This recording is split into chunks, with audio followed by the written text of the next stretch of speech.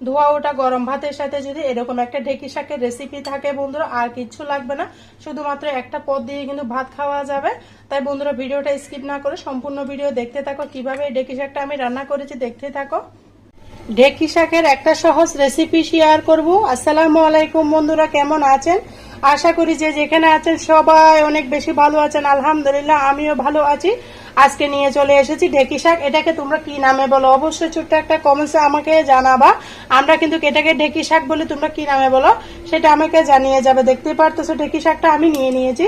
ঢেঁকি শাকগুলো কিন্তু অনেক নরম, এভাবে কেটে নিতে হয়। সমস্ত ঢেঁকি শাক আমি এভাবে কেটে নিব। একটা পাতিলের মধ্যে আমি নিয়ে নিয়েছি। ঢেঁকি শাকের মধ্যে অনেক সময় পোকা থাকে, দেখি কাটতে হয়। এগুলো পাহাড়ি শাক বলা হয়। পাহাড়ের মধ্যে আনাচে খানাচে হয়, যেগুলো শক্ত সেগুলো নেওয়া যাবে না, যতটুক নরম ততটুক নিতে হবে। দেখতে পারতেছো আমি সুন্দর করে কেটে নিচ্ছি। আর বন্ধুরা একটা লাইক দিয়ে আমার সাথে ভিডিওটা কন্টিনিউ করার অনুরোধ রইল। আর প্লিজ প্লিজ বন্ধুরা আমার চ্যানেলে যদি নতুন বন্ধু হয়ে থাকো আমার চ্যানেলটাকে সাবস্ক্রাইব করে দেওয়ার অনুরোধ রইল। পাশে থাকা বেল বাটনটি অন করে দাও বন্ধুরা, তাহলে ভিডিও দেওয়ার সাথে সাথে সবার আগে নোটিফিকেশনটা তোমাদের মাঝে পৌঁছে যাবে। নতুন বন্ধু পুরাতন বন্ধু সবাইকে অসংখ্য ধন্যবাদ। যতটুকু নরম ততটুকু নিবা, শক্তটা নিলে খেতে ভালো লাগবে না। দেখতে পারতেছো আমি হাত দিয়ে কেটে নিয়েছি, তোমরা চাইলে বটি দিয়ে কুচি করে নিতে পারো। হাত দিয়ে কাটলে ভালো লাগে পাহাড়ি শাক, এগুলা কিন্তু অনেক মজা। আমার তো ভীষণ ভালো লাগে। আজকে পেয়েছি বাজারে, নিয়ে চলে এসেছি। এ শাক কিন্তু অ্যাভেলেবেল সবসময় পাওয়া যায় না। তোমাদের ডিস্ট্রিক্টে এগুলাকে কি নামে বলো অবশ্যই বলবা। এগুলা পাহাড়ের মধ্যে হয়ে থাকে, খালে বিলে হয়ে থাকে, এমনি এমনি উঠে, এগুলা লুকা লাগে না। দেখতে পারতেছো অনেক মজা বন্ধুরা। বাত ব্যথার জন্য তো অনেক ভালো, শরীরের ব্যথা বেদনা কমে যায়। আর অবশ্যই বলবা কি নামে বলো, আমি জেনে নিব তোমাদের থেকে। সমস্ত শাক আমি এভাবে কেটে নিব। আর বন্ধুরা ভিডিওটা দেখতে দেখতে কোথাও ভালো লাগলে প্লিজ প্লিজ বন্ধুরা তোমাদের ফ্রেন্ডস এবং ফ্যামিলির মাঝে ভিডিওটা শেয়ার করে দেওয়ার অনুরোধ রইল। এই শাকটা কিন্তু অনেক মজা লাগে। আগে আমার বাসার সামনে কিন্তু অনেক হতো খালের নিচে, এখন কিন্তু তেমন পাওয়া যায় না, এখন বাজার থেকে কিনে খেতে হয়। আমি সমস্ত শাক এভাবে কেটে নিয়ে আসতেছি বন্ধুরা, তোমরা দেখতে থাকো। দেখো বন্ধুরা ঢেঁকি শাকগুলো আমি সুন্দর মতো বেছে কেটে ধুই নাই, এখনো ধুয়ে ফেলবো পরে তোমাদের সাথে শেয়ার করেছি। দেখতে পারতেছো কতটা সুন্দর করে কেটে নিয়েছি। এই পর্যায়ে আমি কাটাকুটি করে নিব, দেখতে থাকো। দেখো বন্ধুরা এখানে আমি শাকের সাথে দিব দুটা আলু। আলুটাকে মিডিয়াম সাইজের আলুকে আমি নিয়ে নিয়েছি, আলুগুলাকে ছিলে নিয়েছি, নিয়ে এভাবে সুন্দর করে কাট দিব। আলুটা দিব অবশ্যই, এই শাকেতে আলু দিলে খেতে অনেক বেশি মজা লাগে। আলুগুলাকে আমি সুন্দর করে কেটে নিব, যত সম্ভব পাতলা পাতলা করে কাটবে। যেহেতু আমরা শাক ভাজা করব বেশিক্ষণ টাইম লাগবে না, তাই অবশ্যই পাতলা পাতলা করে এই আলুগুলাকে কেটে নিবা।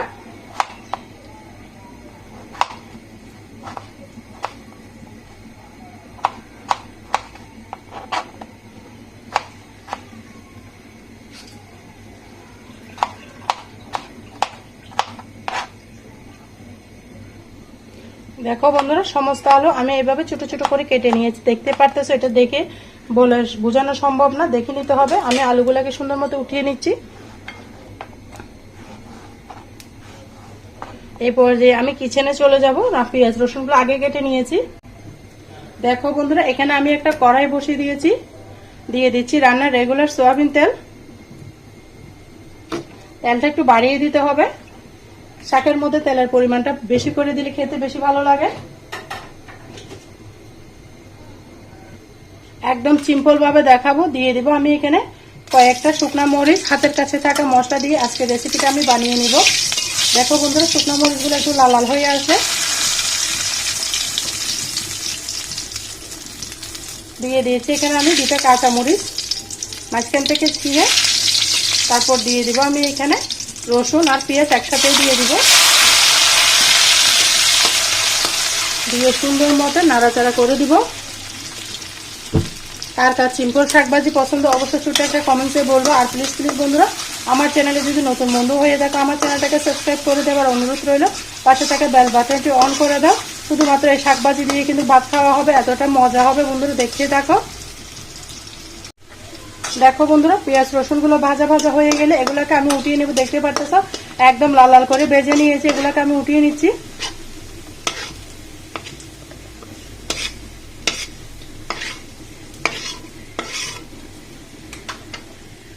দিয়ে দিব আলুগুলো,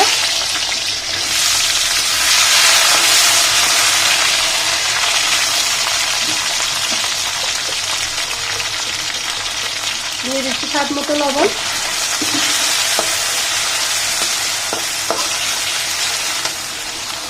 দিয়ে দেবো খুবই সামান্য পরিমাণের হলুদের গুঁড়া। হলুদের গুঁড়া বেশি দিলে শাকের কালারটা সবুজ থাকবে না, তাই বন্ধুরা হলুদের গুঁড়া দিয়ে এক সময় বুঝে শুনে দিতে হবে। খুবই দেখতে পাচ্ছ সামান্যতম শুধুমাত্র আলু ভাজার জন্য আমি দিয়েছি হলুদের গুঁড়াটা। আলুটাকে এইভাবে ভেজে নিব প্রায় 5 মিনিট মতো মিডিয়াম আছে। বন্ধুরা আমার কাছে মনে হচ্ছে তেলটা কম হবে, আমি আর সামান্যতম তেল দিয়ে দিচ্ছি। আলুগুলো কিন্তু তাড়াতাড়ি ভাজা হয়ে যাবে, অনেক পাতলা করে কেটেছে দেখতে পারতেছে, এরই মাঝে কিন্তু সিদ্ধ হয়ে যাচ্ছে। আর বন্ধুরা ভিডিওটাকে কোথা থেকে দেখতেছে অবশ্যই ছোট্ট একটা কমেন্টসে আমাকে জানাও, তাহলে আমি সবাইকে ধন্যবাদ জানাতে পারবো। নতুন বন্ধু পুরাতন বন্ধু সবাইকে অসংখ্য ধন্যবাদ। দেখো বন্ধুরা শাকগুলোকে আমি সুন্দর মতো পরিষ্কার করে নিয়ে এসেছি, ধুয়ে ক্লিন করে। এই পর্যায়ে দিয়ে দিব আমি শাকগুলো আলুর মধ্যে।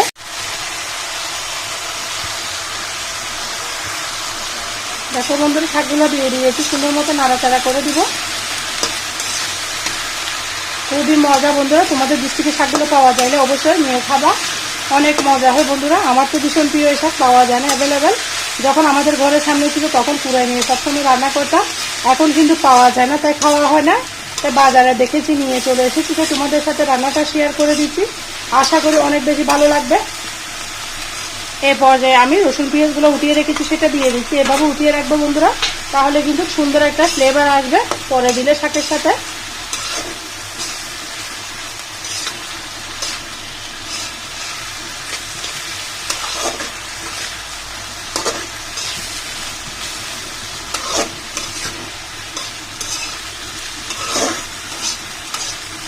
ঢাকনা দিয়ে ঢেকে দিব আমি বন্ধুরা, দেখতে থাকো। একদম সিম্পল শাক ভাজি, খেতে কিন্তু অসাধারণ লাগবে। দেখো বন্ধুরা আবার আমি নাড়াচাড়া করে দিব।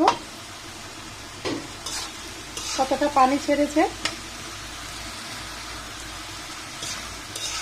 দেখতে পারতেছ, শাকটা কিন্তু সিদ্ধ হয়ে গিয়েছে। আর এই শাকটা বন্ধুরা একটু তিতো মারে, তোমরা যারা খেয়েছো তারা তো জানা, যারা খাও না তাদের উদ্দেশ্যে বললাম। এখানে আমি দিয়ে দিলাম 5 চামচ মতো চিনি। চিনিটা দিলে শাকের যে একটা তিতকুড়ি ভাব মারে সেটা আর মারবে না, অবশ্যই চিনিটা দিবা, তাহলে শাকের পারফেক্ট একটা স্বাদ পাবে, না হলে কিন্তু তিতো লাগবে। দেখো বন্ধুরা শাকটা প্রায় সিদ্ধ হয়ে গিয়েছে।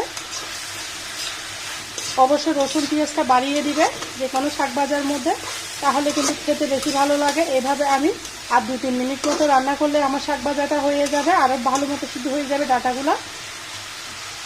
আবার আমি ঢাকনা দিয়ে রেখে দিচ্ছি, ফিরে আসতেছি বন্ধুরা 2-3 মিনিট পরে। দেখো বন্ধুরা 2-3 মিনিট পরে আমি আবারও ফিরে এলাম, আবারও নাড়াচাড়া করে দেবো। দেখতে পাচ্ছ কালারটা কত সুন্দর এসেছে, শাকটা একদম পারফেক্টলিভাবে গলে গিয়েছে।